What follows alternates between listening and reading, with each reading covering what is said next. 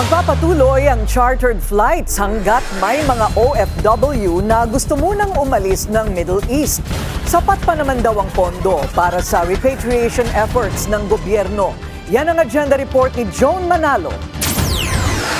Nasa higit 1,000 OFW na ang natulungan ng Department of Migrant Workers o DMW para mauwi sa bansa sa harap ng krisis sa Middle East. Ayon kay DMW Undersecretary Bernard Olalia, tataas pa ang bilang na ito habang patuloy ang pakikipag-ugnayan ng gobyerno sa iba't ibang embahada para masiguro ang ligtas na repatriation ng mga Pilipino sa rehiyon. We started chartered flight this weekend and I'm not in liberty to tell you pero may parating pang chartered flights. No? As we speak, meron pa pong parating na chartered flight scheduled this week.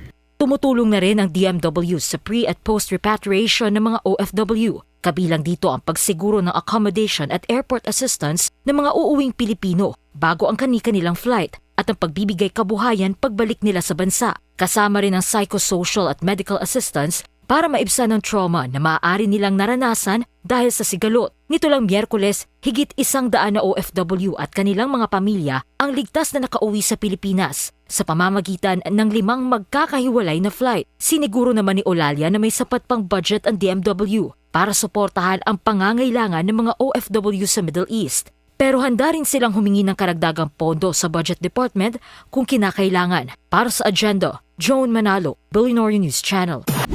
Manatiling nakatutok sa Bilyonaryo News Channel. Sumubaybay sa aming social media accounts at mag-subscribe sa aming YouTube channel para sa mga bago at eksklusibong balita.